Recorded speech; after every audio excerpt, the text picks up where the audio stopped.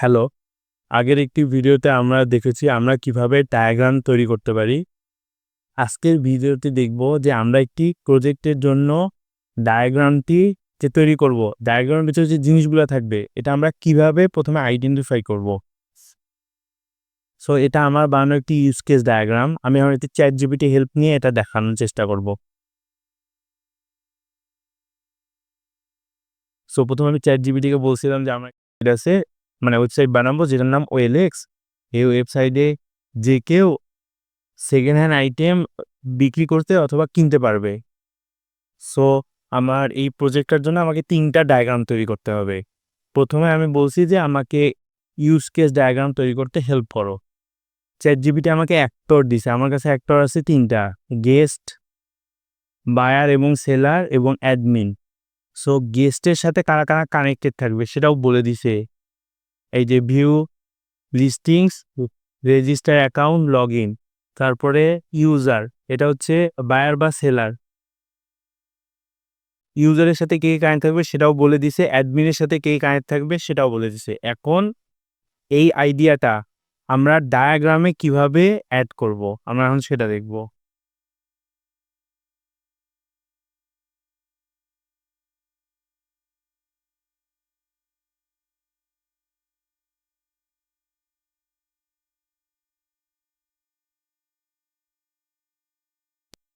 So আমরা যদি এখানকার প্রথম অ্যাক্টরকে গেস্ট বা ইউজার ধরি, যেমন আমার এখানে গেস্ট ইউজার ছিল। আমার গেস্ট ইউজার যেমন এখানে ChatGPT বলছে যে গেস্টের সাথে কে কানেক্ট থাকবে, view, listening, register account, login. এই ৩ টা গেস্টের সাথে কানেক্টেড থাকবে। এই যে এটা হলো গেস্ট, এখানে ৩ টা। এই এই ৩ টা এখানে আসতো। যদি আমি এই প্রজেক্টটা কাজ করতাম, এভাবে বায়ারের সাথে যারা, যারা কানেক্টেড থাকবে এখানে আসবে, অ্যাডমিনের সাথে যারা, যারা কানেক্ট থাকবে এখানে আসবে। এভাবে একটা ডায়াগ্রাম তৈরি করে। আশা করি ইউজ কেস ডায়াগ্রামটা আমরা বুঝতে পারছি। তো এখন ChatGPT-কে বলব যে অ্যাক্টিভিটি ডায়াগ্রামটা দিতে।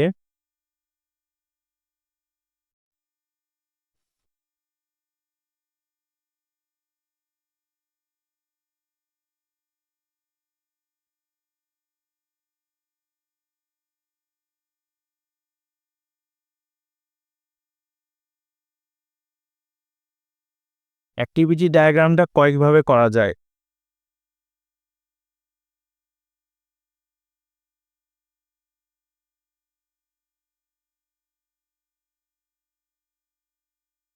আচ্ছা, আমরা হচ্ছে ChatGPT-কে বলব যে এই ৩ জনের জন্য সেপারেট একটা অ্যাক্টিভিটি ডায়াগ্রামও করা যায়।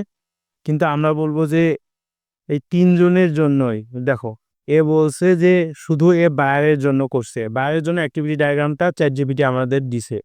আমরা ChatGPT-কে বলব ৩ জনের জন্যই অ্যাক্টিভিটি ডায়াগ্রাম,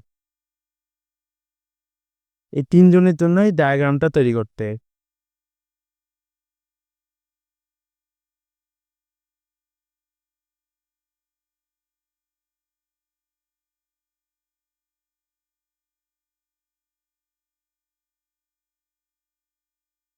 একটু ওয়েবসাইট।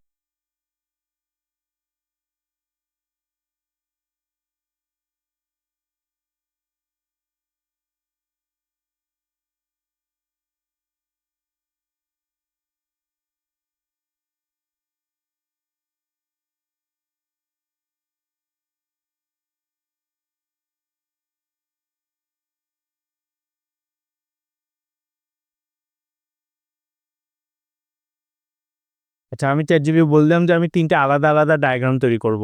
আমরা একটা ডায়াগ্রাম তৈরি করতে পারি, কিন্তু এখানে যেহেতু ৩ জনের কাজ আছে, সো আমরা ৩ টা অ্যাক্টিভিটি ডায়াগ্রাম তৈরি করব। এই যে ChatGPT বলছে অ্যাক্টিভিটি ডায়াগ্রাম ফর গেস্ট এবং ইউজার। এখন প্রথমে স্টার্ট হবে, তারপরে open OLX site, brow browser, listening, view items. এই জিনিসগুলো এভাবে আসবে। এইগুলো এভাবে আসবে। লগ আউটের পর এই চিহ্নটা দিয়ে শেষ। এভাবে অ্যাক্টিভিটি ডায়াগ্রামটা সাজানো হবে।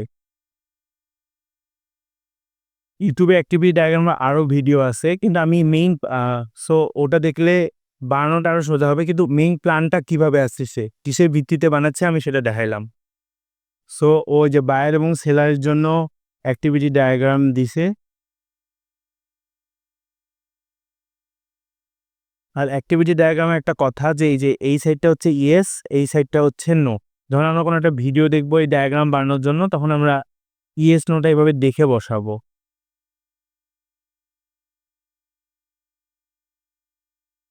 ChatGPT এখানে কোথাও ইয়েস নো দেয়নি, তাহলে আমাদের কাজটা সুবিধা হইতো। আচ্ছা ঠিক আছে, তারপরে আমরা এখন দেখব যে আমরা কিভাবে ক্লাস ডায়াগ্রামটা বানাইতে পারি। যেহেতু আমরা এই প্রজেক্টটা জাভা দিয়ে করতেছি, আমাদের এইগুলো হচ্ছে ক্লাস নেম, ইউজারের পরে যেগুলা আছে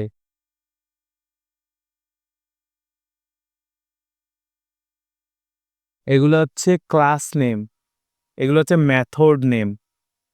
এটা ক্লাস, এটা মেথড। ক্লাস ডায়াগ্রামটা এভাবে তৈরি করতে হবে।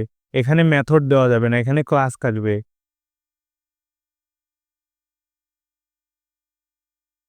আন্ডারস্ট্যান্ড?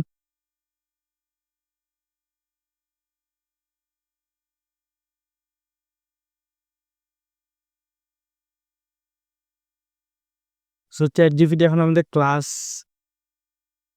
ডায়াগ্রামে আইডিয়া দিছে। এই যে মেইন ক্লাস, মেইন ক্লাস মানে ইউজার। মেইন ক্লাস কি? এই যে এখানে ইউজার একটা মেইন ক্লাস, বায়ার একটা মেইন ক্লাস, সেলার একটা মেইন ক্লাস। তার মানে যে মেইন ক্লাসটি user, buyer, seller, item, message. এখন ইউজারের মধ্যে কি কে থাকবে? যেমন আমার ডায়াগ্রামটা ইউজারের মধ্যে কি আছে? User ID class, name class, email class, password class. এবং ChatGPT আমাদের কি কি অ্যাট্রিবিউটস দিতে বলছে? অ্যাট্রিবিউটস মানে কি কি ক্লাস দিতে বলছে? এই যে user ID class, name class, email class, password class, phone class, is verified class. এইগুলা হচ্ছে ক্লাস, আর এইগুলা হচ্ছে মেথড। ক্লাসগুলো থাকবে হচ্ছে, ক্লাস থাকবে এখানে, আর মেথডগুলো থাকবে এখানে। এই প্লাস মাইনাস চিহ্ন, এটা আমি একটা ভিডিওতে দেখছিলাম যে ওরা এইভাবে চিহ্ন দিছে, তা আমিও দিছি সৌন্দর্যের জন্য, না দিলেও সমস্যা নাই আই থিঙ্ক। সো এইভাবে ইউজারের জন্য ক্লাস, মেথড, বায়ারের জন্য মেথড, বায়ারের জন্য একটাই ক্লাস, বায়ার ক্লাস, সেলারের জন্য মেথড, আইটেমের জন্য ক্লাস, মেথড। এভাবে আমাদের ডায়াগ্রাম তৈরির মেইন আইডিয়াটা আসবে। এখন এখান থেকে আমরা জিনিসগুলো, আমি ক্লাস, মেথড পাইলাম। এখন আমি যে কোনোভাবে ডায়াগ্রামটা তৈরি করতে পারবো। ক্লাসের জায়গায় ক্লাস বসাবো, মেথড জায়গায় মেথড বসাবো। আর ডায়াগ্রাম তৈরির অনেক ভিডিও ইউটিউবে আছে। সো আমরা যে কোনো ভিডিও দেখে হেল্প নিতে পারি। ধন্যবাদ।